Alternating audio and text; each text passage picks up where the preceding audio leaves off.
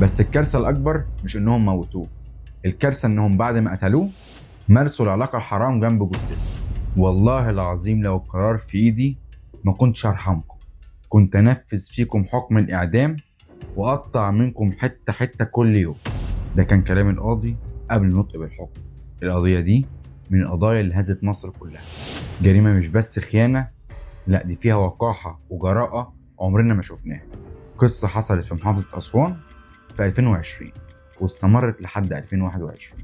أهلا بيكم، أنا الكاشف وده برنامج عبرة في حكاية.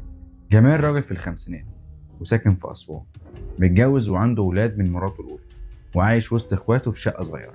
شغال غفير مدرسة في قرية تبع مدينة أسوان. الحياة كانت ماشية عادي لحد ما مشاكل السلايف بدأت تخرب البيت، وفي لحظة غضب اتعدى جمال على مراته وضربها، وفي الآخر طلقها. ساعتها كان عمره حوالي 52 سنة ولسه قادر يكمل حياته، والناس قالوا له يا جمال اتجوز تاني، لسه قدامك وقت.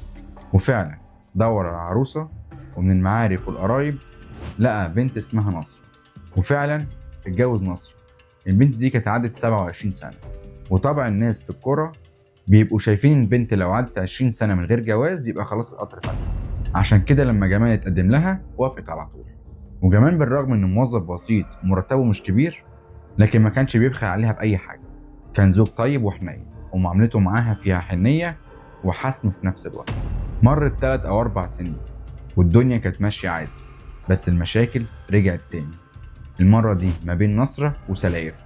نصرة فضلت تلح عليه، أنا مش عايز أعيش معاهم، أنا عايزة بيت لوحدينا حتى لو أوضة صغيرة. فضلت وراه لحد ما وافق، وزي المثل ما بيقول الزن على الودان أمر بالسحر. راح واشترى لها بيت بعيد عن بيت أهله. جمال بحكم شغله غفير بيروح الشغل من بعد العصر، ما بيرجعش غير الصبح. نصرة كانت تاخد العيال وتروح بيت أخوها محمد في الفترة اللي هي من بعد العصر، وكانت تروح بالليل بحكم إن جوزها مش موجود أصلا. أخوها محمد عنده عربيتين نص نقل ومعاه سواقين، ومن ضمنهم شاب اسمه ماهر. ماهر كان معروف في البلد إنه بتاع حريم وعلاقاته النسائية كتير. وفي يوم في الشتاء الجو كان تلج، نصرة ركبت جنب ماهر في الكابين ومعاها أولادها عشان يروحوا. وهنا حصلت أول لمسة، مسكت إيده وهو كمان مسك إيديه، ومن هنا بدأت الحكاية. اديت له رقمها وبدأ يتصل بيها. في الأول كلام عادي، وبعدين شكاوي، أنا مظلومة، أنا مضطهدة، وحاجات زي كده. وهو كمان كان بيشتكي لها. المكالمات واحدة واحدة سخنت وتحولت لعلاقة كاملة. بس العلاقة ما وقفتش في الكلام في التليفون.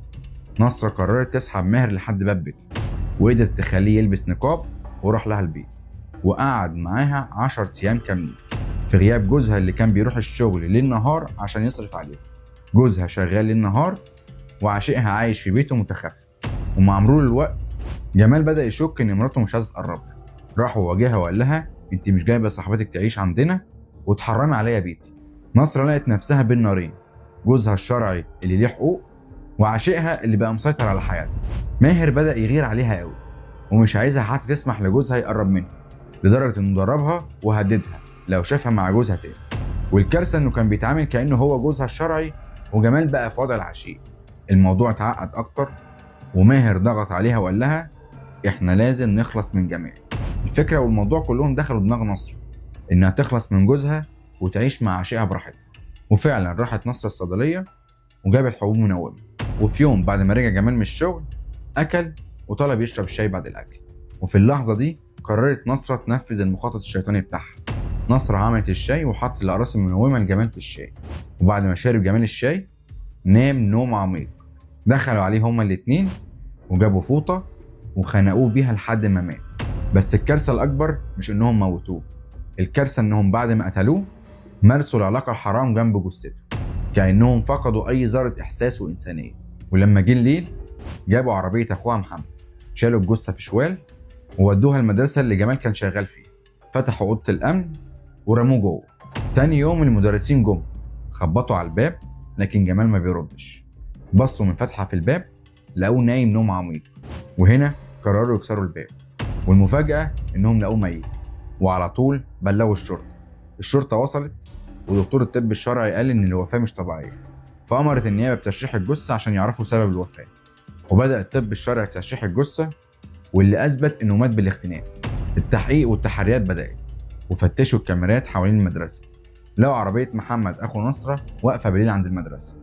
وبالتفتيش حوالين بيت جمال ظهر كمان إن في حد لابس نقاب دخل البيت عند جمال وقعد 10 أيام ما خرجش. الشك وقع على نصرة وتم القبض عليه، وبعد الضغط عليها في التحقيقات ومواجهتها بكافة التحريات انهارت واعترفت بكل حاجة. وساعتها أمرت النيابة بالقبض على ماهر. ولما قبضوا على ماهر في الأول حاول ينكر، لكن الكاميرات فضحته فاعترف هو كمان. المحكمة الجنائية حكمت عليهم هما الاتنين بالإعدام، والقضية دي فضلت الناس تتكلم عليها فترة طويلة علشان بشاعة تفاصيلها.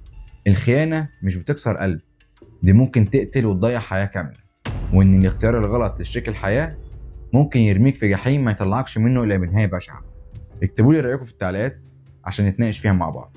شايفين إن فرق السن ممكن يعمل مصايب زي كده، ولا نصرة وماهر في الأصل شياطين على هيئة بني آدمين؟ أشوفكم إن شاء الله في حلقة جديدة من برنامج عبرة في حكاية. سلام عليكم.